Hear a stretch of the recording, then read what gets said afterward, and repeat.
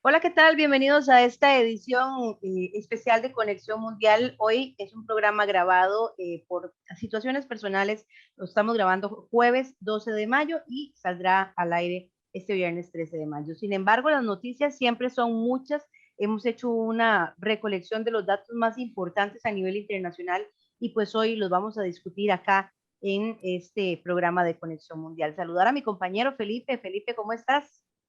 Hola Elki, buenas tardes, todo muy bien por dicha. Sí, comentarle a los radioescuchas que hoy estamos grabando jueves 12 de mayo, pero bueno, que eso no le va a quitar nada de la emoción que tiene todos los viernes.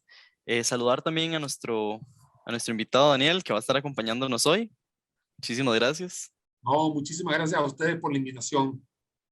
Bueno, Daniel, hoy vamos a hablar de lo que ya hemos hablado bastante del presidente de El Salvador, Nayib Bukele, y del Bitcoin. Solamente les hacemos este preámbulo. Antes, vamos a hacer una breve pausa comercial y ya volvemos.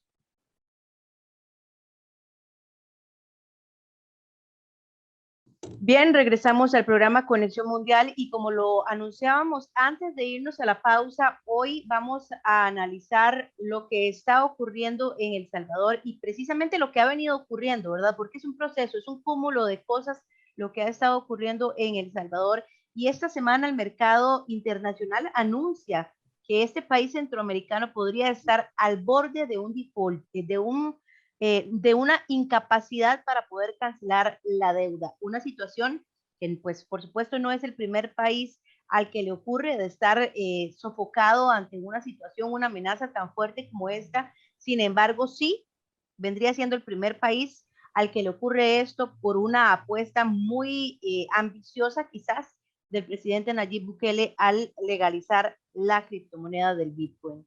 Es esto la principal razón que le lleva a este posible default ante la gran baja en el precio de esta criptomoneda. Lo vamos a analizar. Para ello están con nosotros Daniel Suchar, a quien ya saludamos antes de la pausa, y también el internacionalista Josué David Pérez, quien está en El Salvador y que también nos traerá un panorama de la sensación social que ha dejado este anuncio y, por supuesto, la evolución económica o devaluación económica que ha tenido este país. Vamos a saludar primero a Josué. Bienvenido, Josué, a Conexión Mundial. Hola, buenas tardes, ¿qué tal? Siempre es un gusto saludarlos, un gusto Felipe, un gusto Daniel, siempre un gusto usted, Elki. Gracias y pues aquí estamos para poderles ayudar y darles una guía de la sensación de este posible default que vamos a enfrentar en mi país, pues. Muchas gracias, Josué. Tal vez, Daniel, hacer una presentación del escenario. Ya habíamos hablado acá en Conexión Mundial con usted acerca de la Bitcoin City, de incluso la legalización de esta criptomoneda en la economía salvadoreña como casi una obligación, ¿verdad?, para todos los salvadoreños de que sea parte de su flujo económico. Ahora pareciera ser una no muy acertada. Lo que pasa, Elki, y es para poner en contexto a todo el mundo, el tema de El Salvador tiene varias variables, o mejor dicho, varios indicadores que le juegan en contra. El primero y el más importante tiene que ver con el nivel de deuda, que ya sobrepasa los 90% del Producto Interno Bruto, que son aproximadamente 24.000 millones de dólares. Entonces estamos hablando casi que la misma cifra es la que se debe a nivel de deuda. Recordemos que la deuda total completa. Lo que ha sucedido también es que el Fondo Monetario Internacional le ha venido hablando directamente a Nayib Bukele de las implementaciones y las implicaciones de poder tener como una moneda de curso legal aquella criptomoneda que por supuesto no tiene ningún tipo de regulación y no tiene ningún tipo de respaldo a nivel internacional, que en este caso es el Bitcoin. Y por otro lado, muy importante, tiene que ver todavía con el alto gasto público que tiene en este caso El Salvador, que hace que el cóctel Molotov sea más complicado a la hora de poder cumplir con el compromiso de pago al primero prácticamente de enero de los 800 millones de dólares que tiene que cubrir por este tema del default que está bien hablando. Entonces, ¿qué es lo que sucede? Tienes una alta deuda, tienes una volatilidad importante invertida en una criptomoneda, lamentablemente así fue, y por supuesto tenemos el tema de la deuda, perdón, del gasto público, que no haya donde recortarse por el lado salvadoreño. Entonces, desde ese ámbito que tienes acá, obviamente El Salvador se convierte en prácticamente una bomba de tiempo desde el punto de vista financiero, en el cual las calificadoras de riesgo no han tenido, han sido sin contemplaciones. Es el peor país de la región, quitando Nicaragua, que de hecho no está ni siquiera en la ecuación de calificaciones de riesgo por el nivel triple basura que tiene su bono. Estamos hablando que es el peor calificado de la región. Si bien Costa Rica no está muy lejos y Panamá obviamente liderando la región, sí tiene una degradación hecha hace muy poco de la calificación de riesgo, ubicando los bonos de El Salvador exactamente como altamente especulativos o lo que se llaman bonos basura. Esto que te estoy comentando, Elki y Felipe, es el entorno completo, la lectura que se tiene hoy en día para El Salvador y que por supuesto es el que pone en tela de juicio lo que podría ser, vuelvo a repetir, podría ser un posible default. He dicho 2 veces la palabra podría y posible porque no está en default ahora. Hay altas probabilidades que pueda pasar, como ha habido personalidades que llegan al último minuto, consiguen la plata y no quedan en default. Yo creo que antes de poder incluir también el escenario de lo que se vive de la realidad salvadoreña con toda esta amenaza que aunque podría ser, no deja de ser una gran amenaza para la estabilidad económica de los salvadoreños, no solamente del país como una institución política, sino también como una sociedad, que son principalmente siempre los más afectados ante un golpe económico cualquiera que sea. Antes de poder entender o conocer más a fondo cómo se vive esta inseguridad, sí quisiera, Daniel, que dejáramos claro en este proceso y que aprovecháramos este programa para también poder explicar qué es un default, porque muchas veces conocemos sobre la palabra, se escucha que incluso lo vivimos hace unos meses también, que otro país que estaba bajo esa amenaza fue Estados Unidos a finales del año anterior. Entonces, ¿qué es un default? ¿Cómo se interpreta? ¿Cómo se entiende? Vamos a ejemplificarlo en el pago de una tarjeta de crédito que muchos de nosotros podemos estar utilizando. Las tarjetas de crédito es una herramienta que usted utiliza y por supuesto tiene una fecha de pago. Esa fecha de pago usted tiene que llegar con todo lo que se comprometió a pagar, porque ya lo compró, y lo va a pagar ese día. Entonces, si usted en la tarjeta de crédito no llega y tiene un pago tardío, tiene una morosidad, obviamente va a tener intereses de mora. Bueno, es exactamente lo mismo a nivel macro. A usted le prestaron una plata y este es el día que tiene que pagarme. ¿Okay? Digo la tarjeta porque es igual como un crédito de una casa o un carro. Si ese día usted no pagó, es porque no tenía la plata. La lectura que hacen los institutos internacionales o los organismos internacionales es monitorear si estás haciendo tu trabajo de recaudar el dinero suficiente para cubrir tu gasto corriente y pagar tu compromiso financiero. Eso es lo que significa, digamos, todas estas terminologías para llegar al default. Que tú agarres y no llegues con la plata completa a pagar. Ese es el problema. ¿Por qué se ve y se monitorea esto y los organismos internacionales ya pueden vislumbrar? Porque ellos hacen un cálculo del Producto Interno Bruto, de la producción que se está realizando en un país en específico, en este caso, por supuesto, El Salvador, que es el que estamos tomando hoy en consideración, cómo está la recaudación, cómo está su gasto corriente y, por supuesto, cuál es la probabilidad de que te sobre la plata para que puedas pagarme la deuda que me debes. Vamos a poner en contexto el Felipe. Yo agarro, yo tengo que deber, yo recaudo 100. 20 se va para la deuda y 80 se va para mi nómina. Pero si yo recaudo 80, obviamente voy a pagar mi nómina y no voy a pagar el compromiso. Porque si pago el compromiso, hay 20 personas de la nómina que no voy a pagar. Entonces voy a tener un total desorden en el país.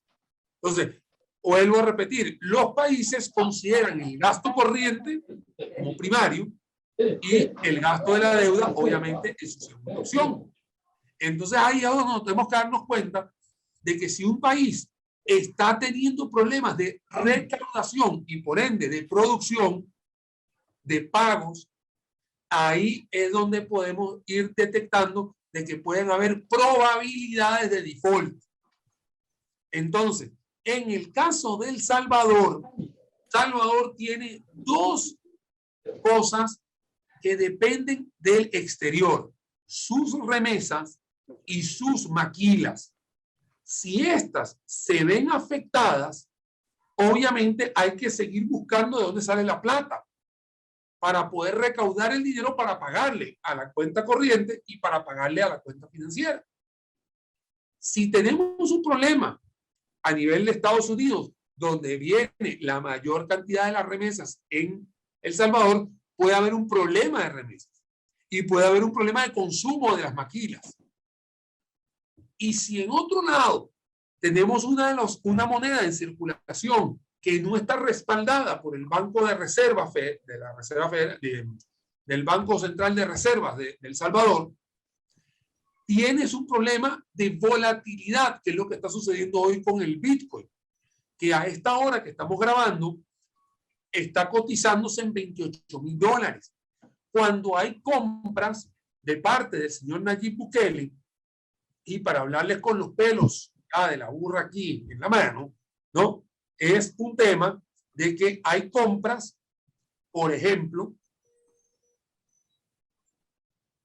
donde él compró a 46,000, él compró a 58,000, él compró a casi 60,000, y estamos hablando hoy que la moneda cotiza a 28,000. Entonces, si él quisiera liquidar esos bitcoins, tendría una pérdida aproximada hoy de casi $28 millones, que salen ¿de dónde? De las finanzas públicas, que ya de por sí están deterioradas en El Salvador. Por eso es que se habla del default, y por estas razones es donde hay posibilidades de que no haya, digamos, tanta credibilidad de poder cumplir el compromiso de pago a la vuelta de la esquina. Con eso, Daniel, también agregar un poco que, exacto, esta caída del Bitcoin que estamos viendo, y aunada también a las compras que hizo hace 3 días, que el precio fue $30,000, o sea, aún sigue a la baja. También añadiendo que hasta el momento el presidente Nayib Bukele no ha sido conciso, no ha dicho claramente de dónde están saliendo los fondos también para la compra de este No, Bitcoin.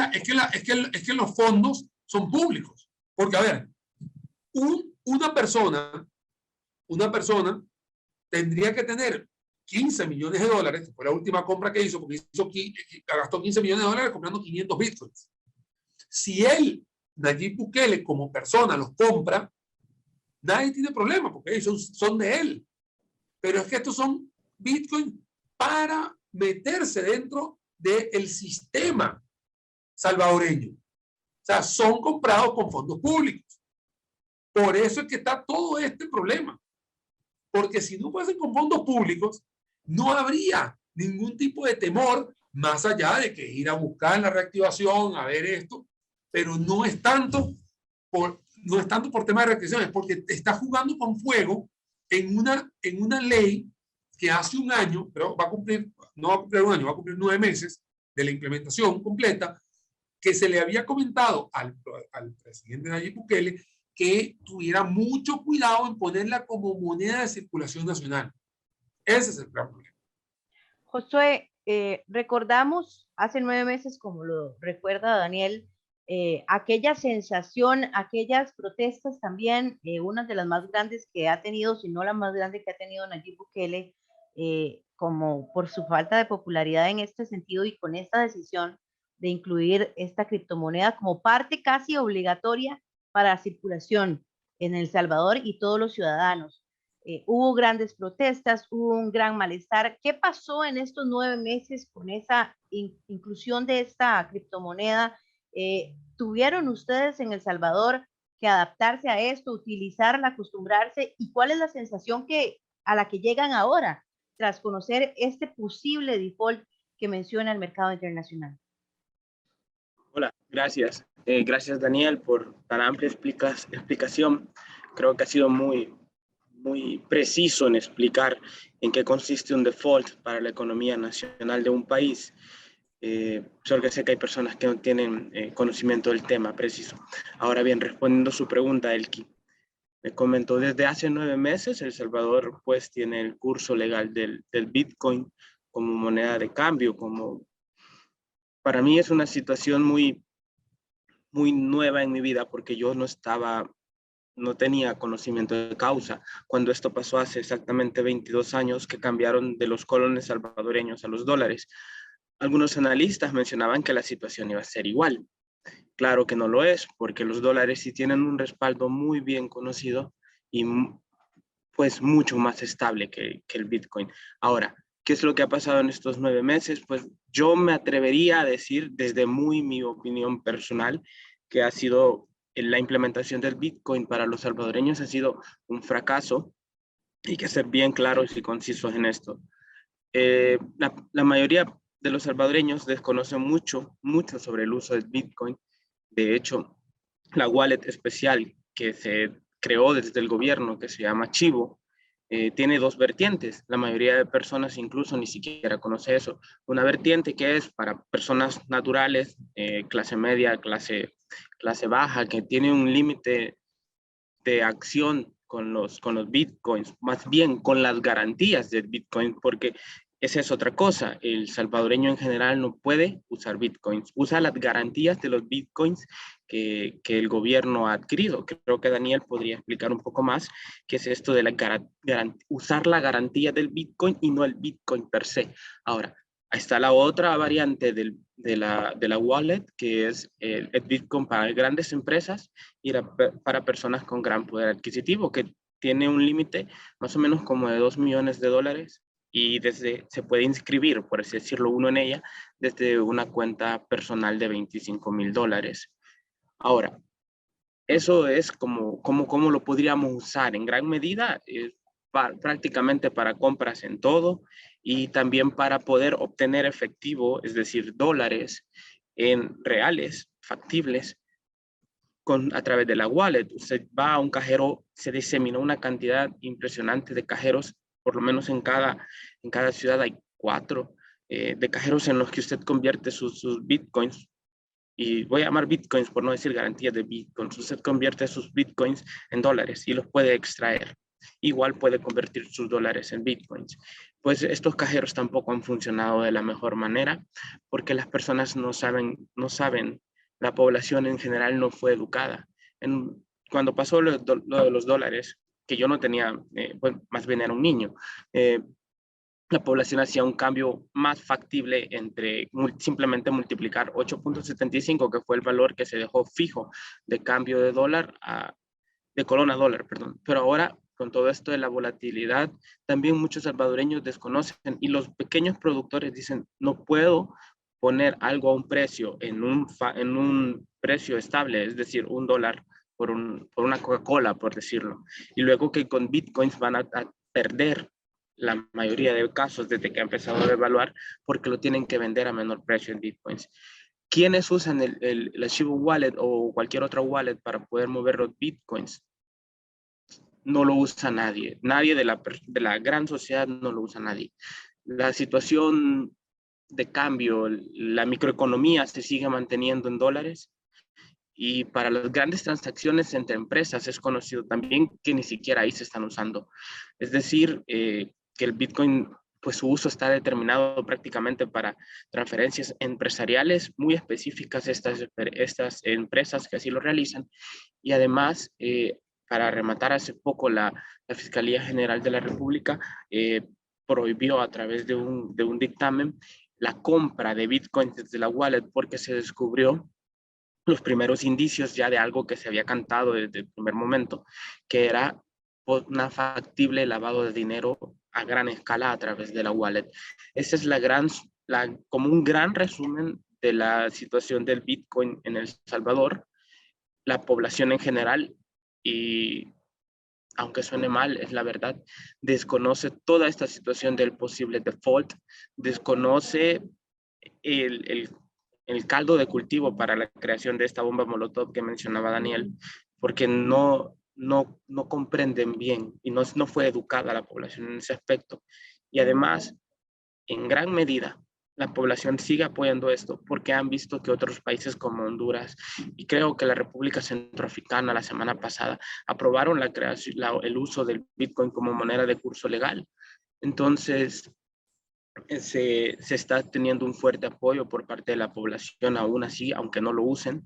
Y además, hace poco hubo una situación de cuestionamiento fuerte a esto, a la compra de estos 500 Bitcoins, pero inmediatamente hubo una campaña de decir, cuando está bajo se compra, cuando está alto se vende.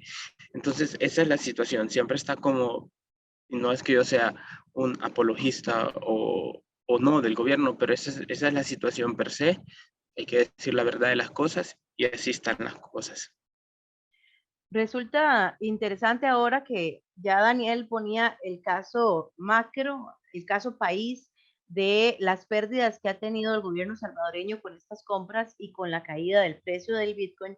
Y ahora Josué nos pone el caso de la popularidad, de la sociedad, más bien del pequeño empresario que, imagínense, si vamos a usar, por ejemplo, un Bitcoin y coloca un precio, vende una Coca-Cola, como lo dice, en un Bitcoin, pues ahora o estaría cambiando de precio cada día o estaría perdiendo gran cantidad o, por ejemplo, ahora hasta la mitad de la ganancia o incluso más con esa volatilidad que existe. Entonces, son cosas que tal vez uno en primera instancia no analiza y que conforme lo comentamos uno dice, pues sí, ni siquiera tiene sentido.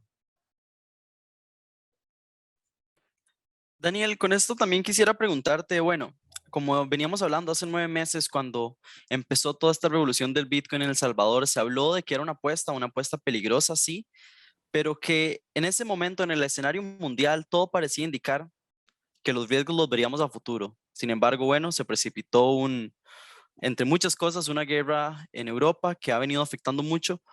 ¿Cómo podemos ver esto y cómo ha afectado todo el teatro mundial, la volatilidad del Bitcoin y esta situación que estamos viendo ahorita en El Salvador?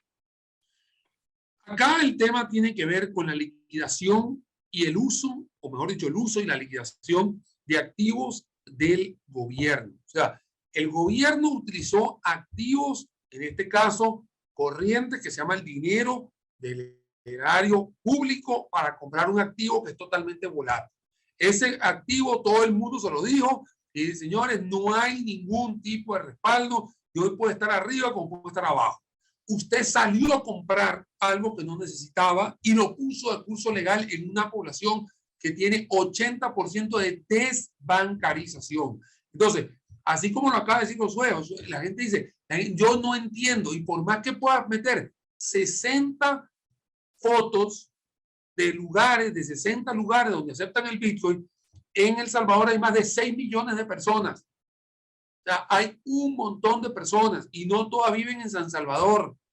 Y entonces hay que entender muy bien de que existe un país que no tiene incluso cuenta bancaria. O sea, se le hace muy difícil. Lo pasaste de kinder a la universidad de la noche a la mañana. Si hubiese pasado eso en un país como Costa Rica, que tiene una penetración de bancarización de 77, 8%, entonces tú dices, ok, aquí por lo menos me hubiese costado muchísimo menos de que la gente entendiera esto, porque la gente tiene acceso al internet, tiene acceso a smartphones o teléfonos celulares inteligentes y por supuesto tiene acceso a bancos. Acá estamos hablando al revés. Estamos hablando de una población que está altamente desbancarizada. Te pusiste a jugar con fuego. Se te dijo desde todos los ángulos, analistas independientes, analistas, digamos, de empresas, organismos internacionales, los mismos organismos internacionales le dijeron, tenga muchísimo cuidado porque está jugando con algo demasiado volátil. Entonces, al igual que le pasó a Ecuador en el año 2015, que tiene petrodependencia, en el sentido de que puso un promedio del barril de petróleo por encima de $60 en su presupuesto del 2015 y bajó a 30, obviamente hubo un déficit de todo. Ahí tiene que tener muchísimo cuidado. O sea, cuando también uno hace los presupuestos nacionales, tiene que tener cuidado con qué anclaje estás tirando tu presupuesto nacional de gastos. Entonces, dentro de esos gastos, vuelvo a la misma explicación de antes, tengo gasto corriente y gasto financiero. Pero si mi ingreso tiene una volatilidad, tienes el riesgo de no cumplir con el pago. Es por eso, Felipe, que yo, digamos, soy muy enfático. Yo no estoy en contra de las criptomonedas, no estoy en contra del Bitcoin. Lo que estoy es bastante preocupado de que se haya puesto como moneda de circulación nacional, de que se hayan utilizado fondos públicos para la compra de estas criptomonedas. Y algo muy importante, no lo digo Josué, yo lo voy a complementar. Cuando usted vende algo a un precio, como una gaseosa, usted dice a cuánto lo vendió y si posiblemente el día que lo liquidó hay un diferencial, ese diferencial lo absorbe el gobierno. O sea, el gobierno salvadoreño todavía te paga ese diferencial para que tú no tengas un problema al vender la pupusa, por ejemplo, de algo tan tradicional como cualquier cosa de la canasta básica. Entonces, el riesgo lo tiene el gobierno y te lo deja y tú estás tranquilo. Así, está bien, no hay ningún problema, a mí me va a pagar igual. Aunque haya bajado el precio del Bitcoin, me lo va a solventar el propio gobierno. Desde el día que transé hasta el día de que liquidé. Entonces el gobierno se está metiendo dos disparos, uno en el pie derecho, uno en el pie izquierdo. Y es complicadísimo para que un país con alta volatilidad de uno de sus activos, ¿sí?, pueda enfrentar todo esto. Entonces, aquí lo que quisiéramos decir no es un tema del pueblo salvadoreño, porque el pueblo salvadoreño, como bien lo dice Josué, ya prácticamente mucha gente no entiende lo que está pasando. El tema es que tenemos un presidente que en este tema particular está ciego, o sea, ¿cómo se dice esto? Simplemente se enfrascó en eso. ¿Me explico? Si usted pone el Bitcoin como una moneda más, no de circulación, puede usar Bitcoin, no tiene ningún problema. El riesgo lo tiene la persona que quiere usar el Bitcoin. Pero como decía Elki, me obligaron a usarlo. O sea, me obligaron a usar el Chivo Wallet. O sea, ¿por qué? Si estás teniendo hace menos de 20 años una reconversión de colón salvadoreño a dólar, ¿por qué tienes que andar ahorita con otra reconversión y menos en algo que no tiene respaldo? Esa es la gran preocupación de todos nosotros, Elki y Felipe. Yo quisiera lanzarle una consulta a José, pero lo vamos a hacer después de la siguiente pausa comercial. Les pido por favor que se queden con nosotros y ya venimos con más.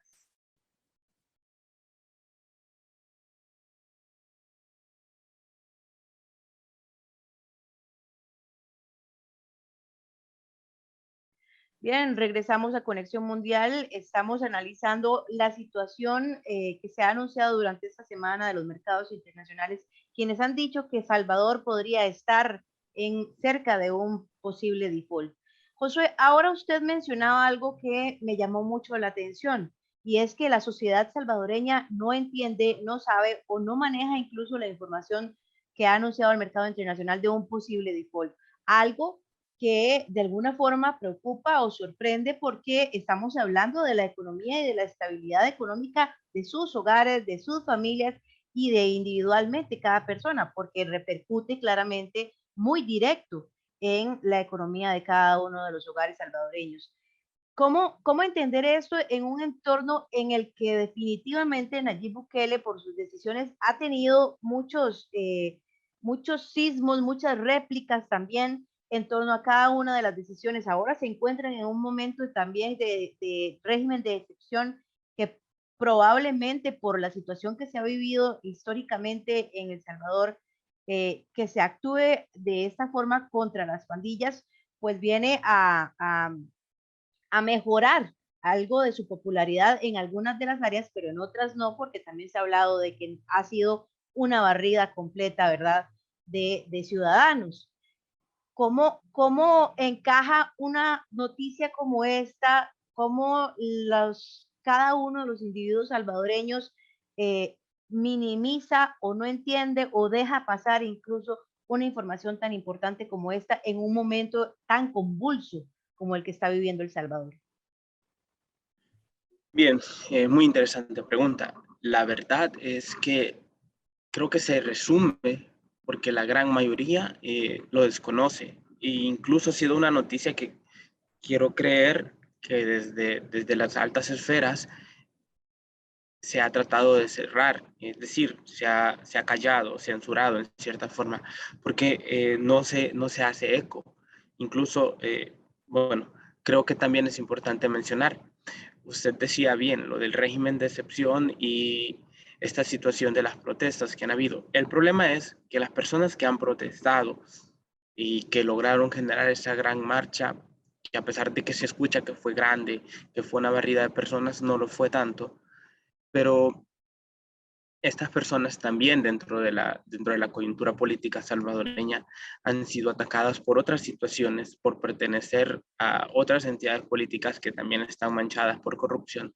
Entonces, se ha visto que esta protesta principalmente es simplemente un intento de desprestigio a las decisiones gubernamentales. Por tanto, no se les ha tomado la importancia necesaria a la demanda y a tratar de dar este conocimiento de que eran decisiones quizás muy apresuradas, por no decir erradas. Eh, ¿Cómo lo toma la población? ¿Cómo lo deja pasar? Pues simplemente así, lo deja pasar porque no lo sabe. La situación del default en El Salvador, incluso hasta estos momentos, y porque yo sabía que íbamos a tener este encuentro el día de hoy, es que indague más, pero realmente, incluso los tanques de pensamiento, los principales opositores, no lo han tomado en cuenta, no lo están diciendo. Creo que están esperanzados a que la volatilidad del Bitcoin se pueda mejorar.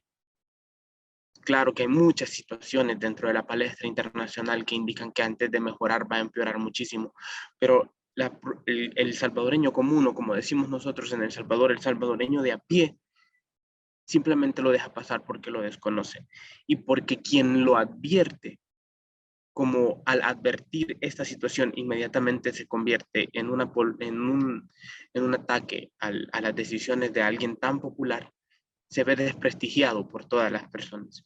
Entonces simplemente se dejan pasar y quien lo advierte no tiene la respuesta popular necesaria como para que la advertencia sea escuchada. Esa es la realidad. Luego, como bien decía Daniel, con respecto a lo de la bancabilidad de la población, si bien es cierto, los datos dicen que es un 80%, quiero detenerme en esto, aunque no es parte de la pregunta. No es así. Actualmente, alrededor de el 40% de las personas tienen este acceso a bancabilidad que se ve reducido estadísticamente en menos y cree casi que hasta el 80% por la misma situación, porque nominalmente sí tienen el acceso a la cuenta, a la banca en línea o como le llamen, pero de uso diario la población fuera de la urbe, es decir, fuera de San Salvador, fuera de Santa Ana y San Miguel, que son los 3 puntos neurálgicos económicos del país, no usa eso, sigue creyendo en el intercambio moneda efectivo, moneda tras moneda o moneda producto. Eso es como para poder contestar su pregunta, Elki. Josué, a mí me gustaría aquí tal vez como añadir un poco a la opacidad del gobierno de Bukele. También, bueno, hablamos de que Daniel comentó que parte también de esto ha sido un problema de recaudación de fondos. Mediante esto también hemos visto que las últimas propuestas o proyectos que quiere implementar el presidente Bukele apuntan lejos de, de recolectar, es impulsar aún muchísimo más el gasto, incluso pasando, bueno, hace par de semanas una ley que evitaba el pago de impuestos a varios proyectos, uno siendo un tren, si no me equivoco, a la costa. Entonces también cómo podemos ver o cómo se puede observar en este momento, tal vez desde El Salvador, el panorama hacia lo que puede pasar con un posible default y las reacciones del presidente Bukele. Bien, primero que nada, quiero decir que sí, que tienes toda la razón, Felipe, con respecto a esto de subsanar desde el gobierno muchos impuestos. Es decir, no solamente el proyecto del Tren del Pacífico que tú comentas, sino también desde que inició la situación de la guerra y la posterior crisis económica. Antes habían unos impuestos que se pagaban dentro del pago, valga la redundancia, dentro del pago del combustible, pues se han removido. Es decir, que esta recaudación se va a ver aún menos por la situación de esto. Y esto ha pasado mucho. Hay muchos subsidios que se están incrementando porque la población ha visto menoscabada su capacidad adquisitiva, obviamente por toda esta situación. Ahora bien, ¿cómo se pudiera ver desde la figura de Casa Presidencial o desde el propio presidente esta situación? Se ve como un riesgo adquirido y quiero pensarlo pues desde la manera un poco más académica, tratar de buscarle un poco el ámbito más lógico de pensar y adquirir un riesgo, como un riesgo adquirido que en algún día se va a solventar por la volatilidad del mercado, pero en ningún momento se está viendo como que pueden detener o pueden dar un volantazo para detener esto del ingreso de la moneda, perdón, de la criptomoneda Bitcoin a la sociedad salvadoreña. Incluso en ningún momento se ha hablado sobre la situación de tener la compra de Bitcoins. A mí personalmente me sorprendió muchísimo que en una situación en la que el Bitcoin está en plena caída se compraran 500 más. Es algo que fuera de mi lógica. Y yo no soy economista como lo es Daniel, soy internacionalista, pero tengo un poco de formación financiera. Algo dentro de mi lógica no cabe. Entonces, a ver, y esto es jugar así. Yo no sé si usted está familiarizado con un tipo de gobierno como el que hay en El Salvador, pero simplemente es así. Para el gobierno y para la población todo está bien, porque se amparan dentro de esta gran figura del caudillo salvadoreño, del que ha venido a cambiar la sociedad y que va a hacer todo bien, y que está amparado también en muchas medidas populares, como es la creación de subsidios nuevos cada crisis para solventar una crisis. Nadie está diciendo nada de esto del default, nadie. Y el desconocimiento es casi que general. Ya para ir concluyendo esta entrevista, yo quisiera preguntarle a Daniel con respecto a Nayib Bukele y este tipo de decisiones. Es interesante ver cómo el justo día que el mercado internacional menciona que podría haber un default en El Salvador, el presidente Nayib Bukele hace alarde más bien de una nueva compra en bitcoins. Primero, ¿cómo interpretar esta lectura de un presidente tan, cómo llamarle? No se me viene en ese momento un calificativo y prefiero también evitarlo, pero tan sonado, por decirlo así, y tan mencionado a nivel internacional, y la consecuencia que podría tener este default en los mercados internacionales, porque se le resta muchísima confianza para créditos, para deuda barata, para muchas otras condiciones a largo plazo, indiferentemente de llegar o no a un default, ya se encuentra en una situación difícil a nivel de mercado internacional.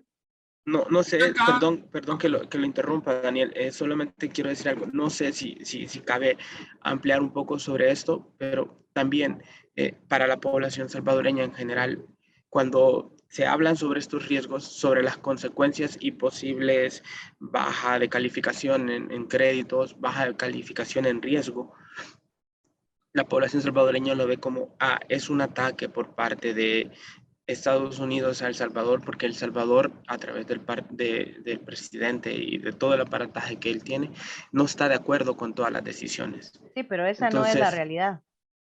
Exacto, pero esa es el gran sentir salvadoreño. Ese es el gran sentir de el 90% de la población que está totalmente de acuerdo con las medidas tomadas. Perdón que lo haya interrumpido, Daniel. No, tranquilo, es una conversación entre todos, porque a mí me parece que lo de Nayib Bukele en este punto específico que estamos hablando hoy es un acto de rebeldía, es un acto de de soberbia. Es un acto de que aquí me quedo y aquí sigo, digamos, haciendo ser fiel en lo que he pensado yo acerca del Bitcoin. Él dijo, voy a comprar en el dip. En el dip significa cuando baja. Está bien, y fue y compró. Claro, es muy sencillo, muy bonito cuando no es tu dinero. Es que claro, si yo quiero ir a comprar 15 millones de dólares, yo no lo puedo hacer. Pero si yo tengo hoy un país, obviamente es más fácil. Entonces, ¿qué es lo que sucede? Hay que entender muy bien de que Nayib Bukele tiene sus seguidores a nivel mundial que son los crypto lovers. Son estos personajes que lo único que hacen es pensar en criptomonedas todo el santo día, como si no hubiese otro mañana. Es una especie de secta mundial, ¿no? Y obviamente ven en Nayib Bukele en uno de estos mesías, al igual que lo ven con Elon Musk, que es el gran multimillonario que cada vez que habla sobre temas de Bitcoin, el Bitcoin se mueve. Entonces, estas personalidades saben que tienen una gran cantidad de tropas que lo siguen. Entonces, no hacer lo que hizo, digamos, él fue y compró. Si no lo hubiese hecho, hubiese quedado como una persona que ¿por qué no lo compró? Si estaba bien barato, si es nuestro líder, etcétera, etcétera. Entonces, me parece que Nayib Bukele ha estado clarísimo en lo que está haciendo. Que no esté claro en la forma de pensar, como muchos estamos diciendo, que analizándolo y que vea, está jugando con fuego, ya es otros 100 pesos, bueno, o 100 bitcoins, podemos decirlo así, pero en realidad él lo que está es claro, no se ha ido de su línea y sigue haciendo lo que sus cripto lovers, sus cripto fans, su gente lo está esperando que haga.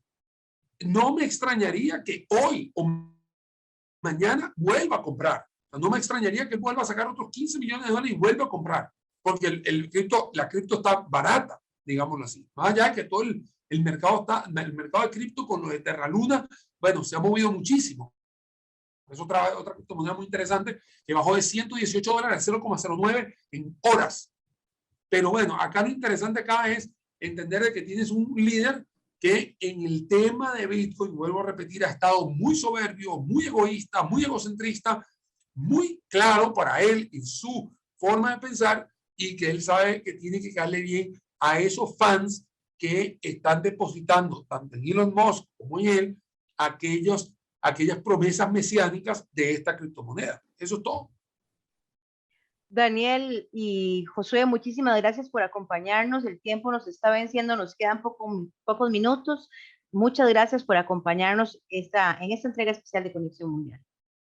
Muchísimas gracias a usted por la invitación. Siempre es un placer. Muchas gracias. Muchas nosotros, gracias a usted, Elki, y a ustedes. Con gusto, gracias a ustedes. Nosotros hacemos una breve pausa y ya venimos con el cierre de este programa.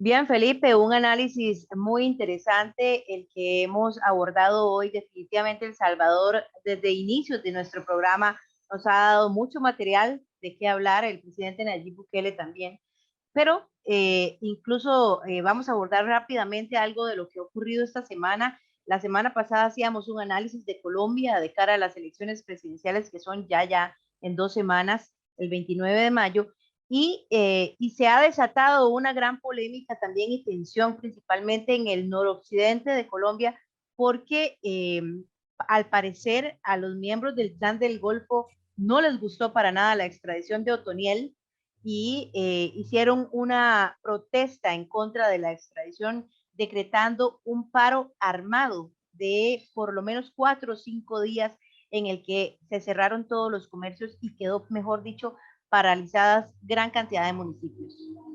Un paro que habla de nuevo sobre la fuerza que pueden tener estos grupos paramilitares sobre la población colombiana, alias Otoniel siendo el líder de estas defensas, que fue arrestado por fuerzas colombianas y extraditado en lo que puede ser un tiempo considerable, o sea, en un tiempo considerable muy rápido, y que esta es la respuesta ante la respuesta del Estado. Ahora, sí, también... ahora resulta interesante en esto porque hay dos escenarios en este paro armado. El escenario, digamos, conflictivo con el Golfo, con el clan del Golfo, pero también en la parte de la política, porque se dice que hubo toda una campaña ahí en el que se retiraron las informaciones o propagandas del candidato Gustavo Petro y se colocaron las de Pico Gutiérrez en alusión o como un símbolo de amenaza a los mismos ciudadanos de que voten por el oficialismo, ¿verdad? Porque según hemos podido monitorear en medios y con colombianos también, hay una gran gama de posibilidades o de portillos que se les ha venido presentando durante todos estos años de gobiernos colombianos que no traería el cambio con Petro, Gustavo Petro. Claro, y lo interesante al final va a ser si realmente esto va a tener el efecto deseado o si por el contrario, como indican las encuestas, va a terminar dando ese apoyo a Petro, que por el momento en la última gran encuesta que tenemos es un 40% para De hecho, se Gustavo Petro. hablaba, nos habían mencionado la semana pasada que se hablaba de que ganaran una primera ronda. Habrá que ver si eso sigue siendo posible y habrá que ver cuánto cala también el miedo en los colombianos, porque tendrán miedo a la hora de ejercer su voto de que también se vaya a conocer cuál es su decisión. Pero bueno, nosotros en 2 semanas estaremos analizando todo esto, todo este proceso, si se va o no a segunda ronda, lo sabremos el próximo 29 de mayo. Si gana o no el oficialismo, lo sabremos también el próximo 29 de mayo. Para añadir nada más un poco de este ya contexto bastante complicado que se vive en Colombia con diferentes grupos armados, nada más recalcar también el asesinato del fiscal antidrogas y crimen organizado Marcelo Pichi en Colombia, algo que definitivamente sube las tensiones ya altas en este contexto electoral. Bien, Felipe, muchísimas gracias por estar hoy de nuevo con nosotros en Conexión Mundial y nosotros, por supuesto, le agradecemos a todos por acompañarnos. Buenas noches, Felipe. Buenas noches, Elke, y nos vemos el próximo viernes. Muchísimas Así gracias. es, los dejamos con 13 Costa Rica Noticias. Que la pasen bien.